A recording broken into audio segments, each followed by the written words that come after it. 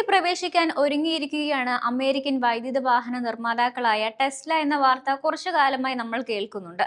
എന്നാൽ ഇന്ത്യൻ വിപണിയിലേക്ക് കൈപിടിച്ചു കയറാൻ ആളില്ലാതെ നിൽക്കുകയായിരുന്നു ടെസ്ല.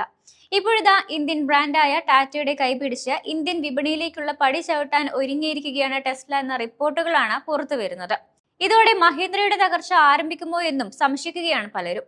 ഇരുവരും കൈകോർത്താൽ ഇനി ഇലക്ട്രിക് വാഹന വിപണിയിലെ കേമനായി ടാറ്റയും ടെസ്ലയും മാറുമെന്നതാണ് കാരണം.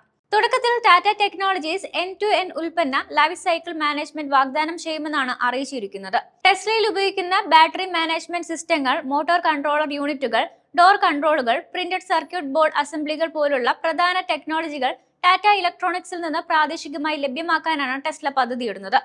പുനെയിൽ നിലവിലുള്ള സാന്നിധ്യമാണ് മഹാരാഷ്ട്രയിൽ പ്ലാന്റ് സ്ഥാപിക്കാൻ ആഗ്രഹിക്കുന്നതിന്റെ പ്രധാന കാരണം. ടെസ്ലയ്ക്ക് പൂനെയിൽ ഇതിനകം തന്നെ ഒരു ഓഫീസും വിതരണ ശൃംഖലയുമുണ്ട്. ഇക്കാരണത്താലാണ് മഹാരാഷ്ട്ര കേന്ദ്രീകരിക്കാൻ ടെസ്ല മുൻകൈയെടുത്തിരിക്കുന്നത്. കൂടാതെ പൂനെയും സമീപ പ്രദേശങ്ങളും രാജ്യത്തെ പ്രധാന വാഹന നിർമ്മാണ ഹബ്ബായി ഇപ്പോൾ മാറിയിട്ടുമുണ്ട്. ചൈനയെ ആശ്രയിക്കുന്നത് കുറയ്ക്കുകയാണ് ടെസ്ല ഇതിലൂടെ ഉന്നം വയ്ക്കുന്നത്.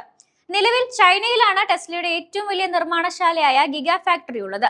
ഷാങ്ഹായിൽ സ്ഥിതി ചെയ്യുന്ന പ്ലാന്റിന് ഒരു വർഷത്തിൽ 7,50,000 കാറുകൾ നിർമ്മിക്കാനുള്ള ശേഷിയുണ്ട്. എന്തായാലും ടെസ്ലയുടെ വരവ് വലിയ മാറ്റങ്ങൾക്ക് വഴിയൊരുക്കും എന്നാണ് വിലയിരുത്തൽ.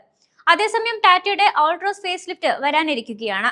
ഇതിന്റെ പരീക്ഷണയോട്ടങ്ങൾ നടന്നുകൊണ്ടിരിക്കുകയാണ്. മോഡലിന് അകത്തും പുറത്തും ചില ശ്രദ്ധേയമായ മാറ്റങ്ങളും ലഭിക്കാൻ സാധ്യതയുണ്ട്.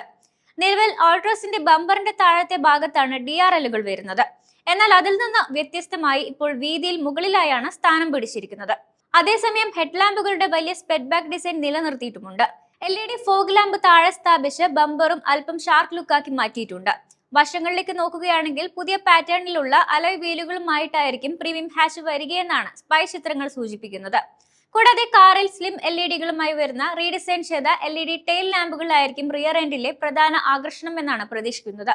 സ്പൈ ചിത്രങ്ങളിൽ നിന്ന് ഫേസ് ലിഫ്റ്റഡ് ഓൾട്രോസിന് വലിയ ടച്ച് സ്ക്രീൻ ഇൻഫോർടൈൻമെന്റ് സിസ്റ്റം ലഭിക്കുമെന്നും സൂചന ലഭിക്കുന്നുണ്ട്.